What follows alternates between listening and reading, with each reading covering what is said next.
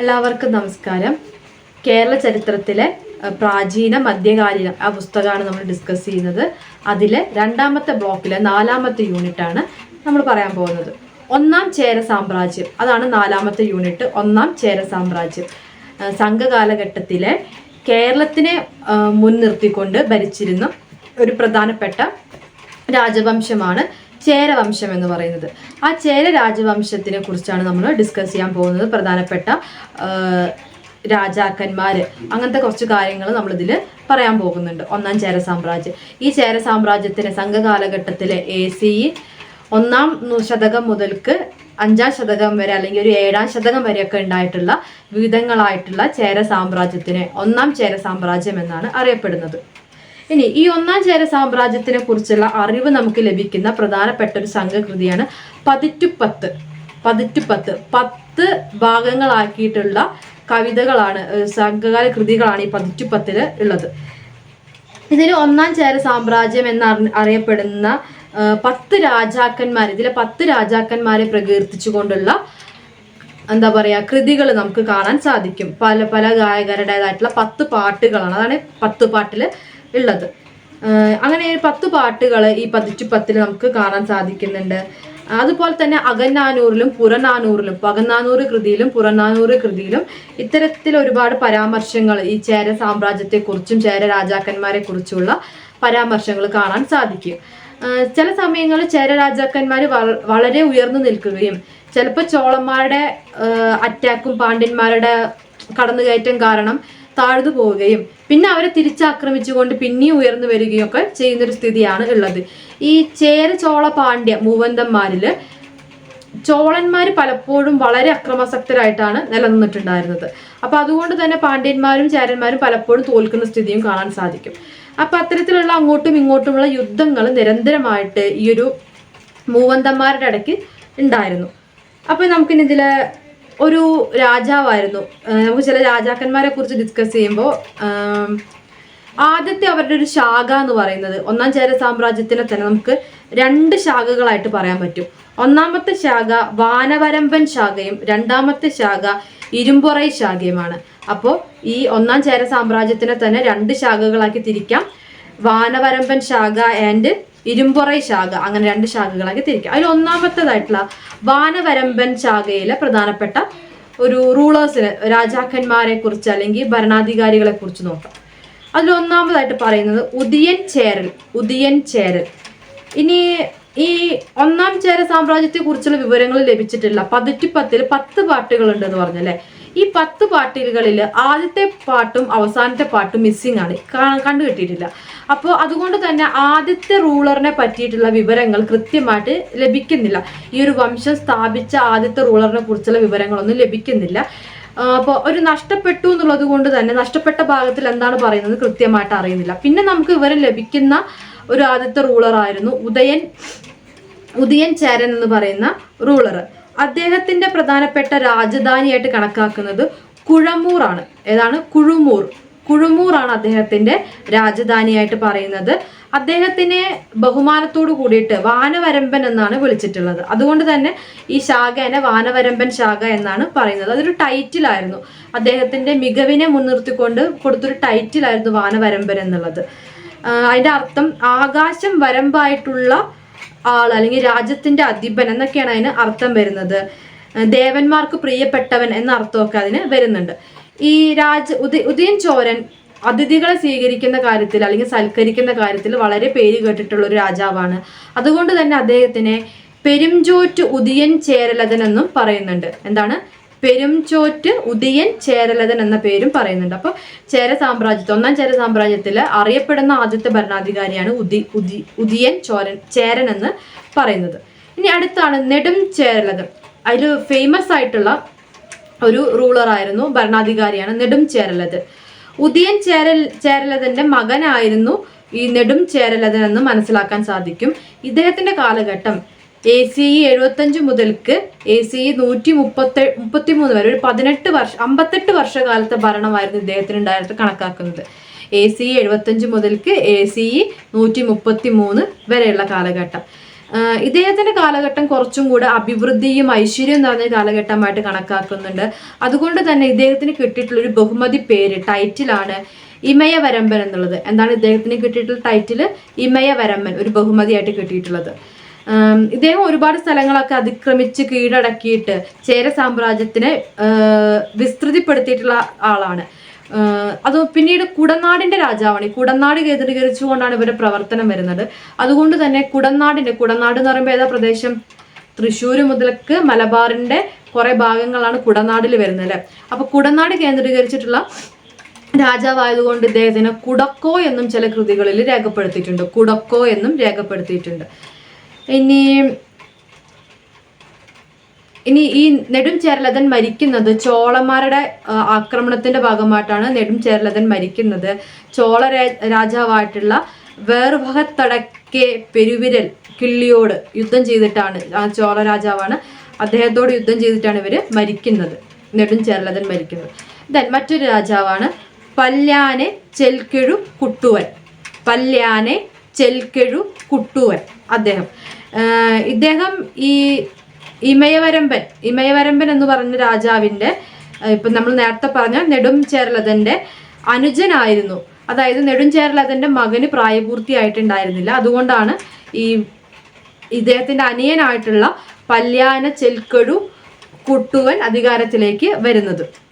അദ്ദേഹം ഈ സാമ്രാജ്യത്തിന്റെ ആധിപത്യം കുറച്ചും കൂടെ വിസ്തൃതമാക്കുന്നുണ്ട്, കുറച്ചുകൂടെ സ്ഥലങ്ങൾ കീഴടക്കുന്നുണ്ട്. അദ്ദേഹത്തിന് കിട്ടിയിട്ടുള്ള പേരായിരുന്നു പൂഴിർക്കോ എന്നുള്ള പേര്. അദ്ദേഹത്തിന്റെ വെളിപ്പേരായിരുന്നു അല്ലെങ്കിൽ സ്ഥാനപ്പേരായിരുന്നു പൂഴിർക്കോ എന്നുള്ള സ്ഥാനം പേര്. വഞ്ചി തലസ്ഥാനമാക്കിക്കൊണ്ടാണ് ഇദ്ദേഹം ഭരിച്ചിട്ടും ഉണ്ടായിരുന്നത്. മറ്റൊരു ഭരണാധികാരിയാണ് നാർമുടിച്ചേരൽ. ഈ നെടും ചേരലതന്റെ ഒരു മകനാണ് നാർമുടിച്ചേരൽ എന്ന് പറയുന്നത്. ഇദ്ദേഹത്തിനെ അറിയപ്പെട്ടിരുന്നത് കളങ്കായ് കണ്ണി നാർമുടിച്ചേരൽ എന്നാണ്. എന്താണ്? കളങ്കായ് കണ്ണി നാർമുടിച്ചേരൽ എന്നാണ് ഈ നാർമുടിച്ചേരലിന്റെ മുഴുവൻ പേരായിട്ട് അറിയപ്പെടുന്നത്. ഇദ്ദേഹത്തിനെ കുറിച്ചുള്ളൊരു കവിതയാണ് കാപ്പിയാറ്റ് കാപ്പിയാനർ എന്നുള്ള കവിയാണ്. കാപ്പിയാറ്റ് കാപ്പിയാനർ എന്ന കവി ഇദ്ദേഹത്തിനെ പ്രകീർത്തിച്ചുകൊണ്ട് കവിത അടക്കം എഴുതിയിട്ടുണ്ട്. പിന്നെ ഇദ്ദേഹം 20 വർഷത്തോളം ആ ഒരു ദേശം ചേര സാമ്രാജ്യം ഭരിച്ചിട്ടുണ്ട്. ഇദ്ദേഹമാണ് കൂടുതൽ കാലം ഭരിച്ചിട്ടുണ്ടാവുക. കൂടുതൽ കാലം എന്ന് വെച്ചിട്ടുണ്ടെങ്കിൽ നെടുഞ്ചേരലതിന് ശേഷം പിന്നീട് കുറെ കാലം ഭരിച്ചിട്ടുള്ള ഒരാൾ നാർമുടിച്ചേരലാണ്. ദെൻ മറ്റൊരു റൂളറാണ് ചെങ്കുട്ടുവൻ. ചെങ്കുട്ടുവൻ എന്ന് പറഞ്ഞാൽ ഈ നാർമുടിച്ചേരലിന്റെ അനുജനാണ് ചെങ്കുട്ടുവൻ. 30 കൊല്ലത്തോളം രാജ്യം ഭരിച്ച ആളാണ് ചെങ്കുട്ടുവൻ. വഞ്ചി തലസ്ഥാനമാക്കിക്കൊണ്ട് തന്നെയാണ് ഭരിച്ചിട്ടുള്ളത്. ഇദ്ദേഹത്തിന് അറിയപ്പെടുന്നത് കടന്റെ പിറകോട്ടിയ വേൽക്കുഴു കുട്ടുവൻ എന്നാണ്. കടന്റെ പിറകോട്ടിയ വേൽക്കുഴു കുട്ടുവൻ. വളരെ പ്രയാസം ചെന്ന പേരുകളാണ് ഇവർ വെളിപ്പേരുകൾ എന്നൊക്കെ പറയുന്നത്. ഇവരെ ശരിക്കുള്ള പേരെന്നെ പഠിക്കാൻ ബുദ്ധിമുട്ടാണ്. അപ്പോഴാണ് അവരെ വെളിപ്പേരുകൾ അതിന് ബുദ്ധിമുട്ടാണ്. എന്നാലും നമ്മൾ പറയാന്നുള്ളൂ. ഇദ്ദേഹത്തിന്റെ കാലത്ത്, ചെങ്കുട്ടുവന്റെ കാലത്താണ് കണ്ണകി, ചിലപ്പതികാരത്തിലെ ഒരു പ്രധാന കഥാപാത്രമല്ല കണ്ണകിയുടെ പ്രതിഷ്ഠ നടത്തുന്ന ചെങ്കുട്ടുവന്റെ കാലഘട്ടത്തിലായിരുന്നു. ഇനി അടുത്ത ഒരു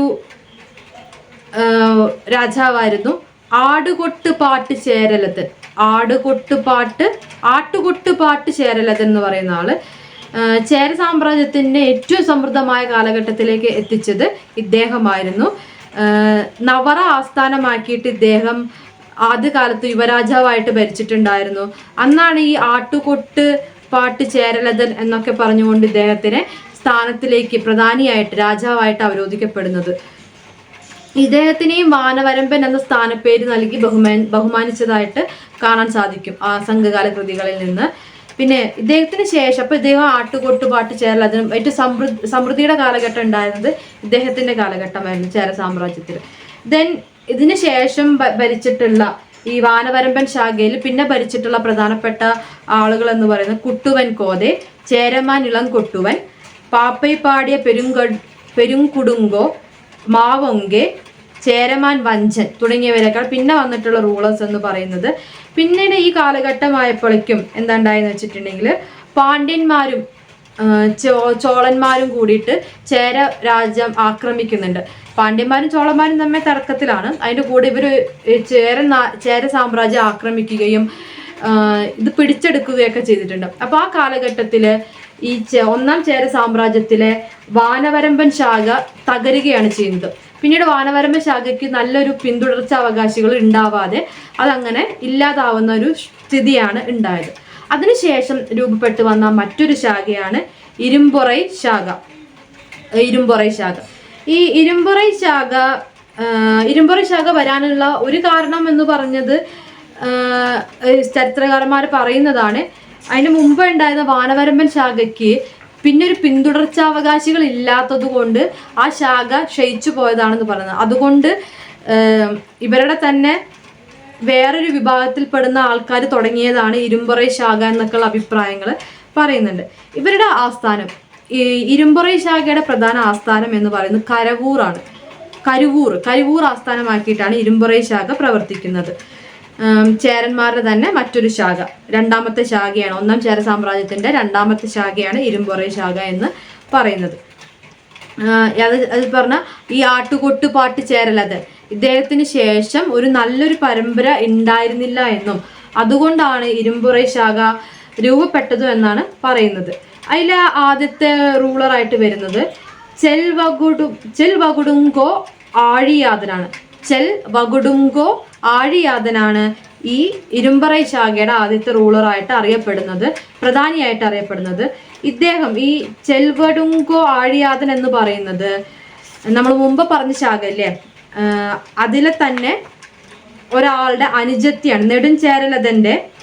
നെടുംചേരലതന്റെ ഈ വാനരമ്പൻ ശാഖയിലെ നെടുംചേരലതന്റെ ഭാര്യയുടെ അനുജത്തിയാണ് ഈ ചെൽവകുഡോയുടെ സ്ഥാപകരിൽ ഒരാളായിട്ടായിട്ട് പറയപ്പെടുന്നത്. അപ്പൊ അതൊരു ബന്ധം എന്ന് പറയുന്നത് പഴയ വംശത്തിന്റെ, ഇരുമ്പൊറൈ വംശത്തിന്റെ അല്ലെങ്കിൽ ഈ വാനവരമ്പൻ ശാഖയുടെ തന്നെ ഒരു ഭാഗമായിട്ട് അല്ലെങ്കിൽ അവരുടെ ബന്ധുക്കളിൽ നിന്നാണ് ഈ ഇരുമ്പൊറൈ ശാഖ വരുന്നത്.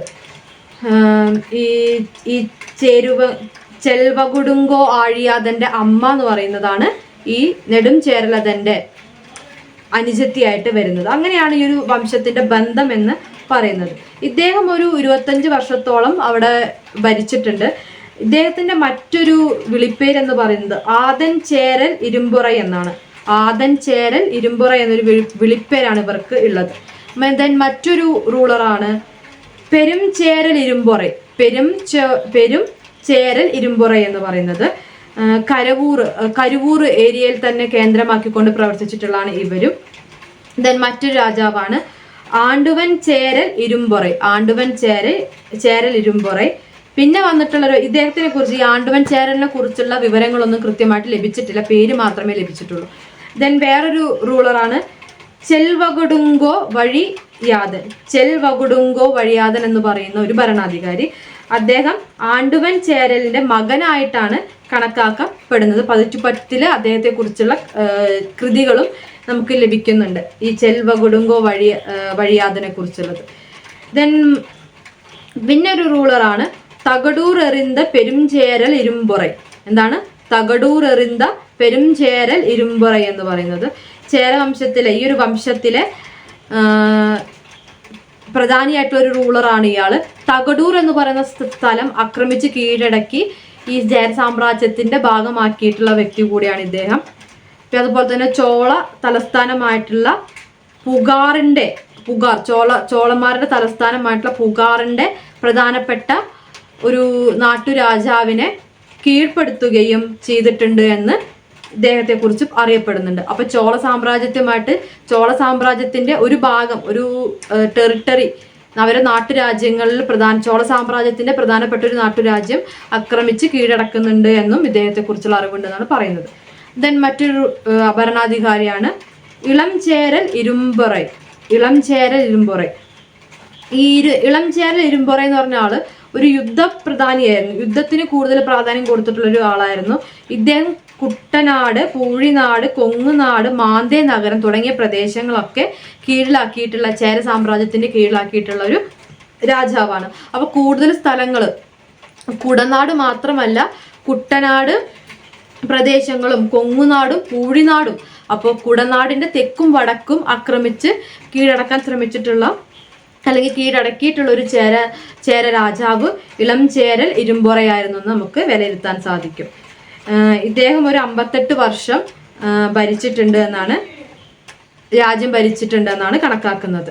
അപ്പൊ ഇത്രയാണ് പ്രധാനപ്പെട്ട ചേര റൂളേഴ്സ് എന്ന് പറയുന്നത്, ചേര രാജാക്കന്മാർ എന്ന് പറയുന്നത്. നമ്മൾ പറഞ്ഞത് ഒന്നാം ചേര സാമ്രാജ്യത്തെ കുറിച്ചാണ്. AD 1 കാലഘട്ടം മുതൽക്ക് ACE ഒരു 7ാം നൂറ്റാണ്ട് വരെയുള്ള സമയത്തുണ്ടായിട്ടുള്ള പ്രധാനപ്പെട്ട ചേര രാജാക്കന്മാരെ കുറിച്ചാണ് പറഞ്ഞിട്ടുള്ളത്. അതിൽ തന്നെ ഒന്നാം ചേര സാമ്രാജ്യത്തിന് 2 ശാഖകൾ ഉണ്ടായിരുന്നു. വാനവരമ്പൻ ശാഖയും ഇരുമ്പുറൈ ശാഖയും, അങ്ങനെ 2 ശാഖകൾ ഉണ്ടായിരുന്നു. വാനവരമ്പൻ ശാഖയുടെ തുടക്കം നമ്മൾ പറഞ്ഞത് ഉദയൻ ചേരലിൽ നിന്നാണ്. ഉദയൻ ചേരൽ മുതൽക്ക് ആട്ടുകൊട്ടുപാട്ട് ചേരലതൻ വരെയുള്ള രാജാക്കന്മാരെ വാനവരമ്പൻ ശാഖയിൽ പറഞ്ഞു. അതിനുശേഷം ഇരുമ്പുറൈ ശാഖയാണ് പറഞ്ഞത്. ഇരുമ്പുറൈ ശാഖയത് ചെൽവകൊടുങ്കോ ആഴിയാതൻ മുതൽക്ക് ഇളം ചേരൽ ഇരുമ്പുറൈ വരെയുള്ള ആളുകളെ കുറിച്ചാണ് പറഞ്ഞത്. അതിൽ ഏറ്റവും കൂടുതൽ രാജ്യം ആക്രമിച്ച് കീഴടക്കി ചേര സാമ്രാജ്യത്തിന്റെ കീഴിലാക്കുന്നത് ഇളം ചേരൽ ഇരുമ്പുറയാണ്. ഇതിൽ വാനവരമ്പൻ ശാഖയുടെ പ്രധാനപ്പെട്ട തലസ്ഥാനം വഞ്ചിയായിരുന്നു. ഇരുമ്പുറൈ ശാഖയിൽ ഒരു തലസ്ഥാന നഗരം കരൂരായിരുന്നു. അങ്ങനെയുള്ള കാര്യങ്ങളാണ് ഇതിൽ പ്രധാനമായിട്ടുള്ളത്. ഇത്രയാണ് നമുക്ക് ഒന്നാം ചേര സാമ്രാജ്യത്തിനെ കുറിച്ച് പഠിക്കാനുള്ളത്. Thank you.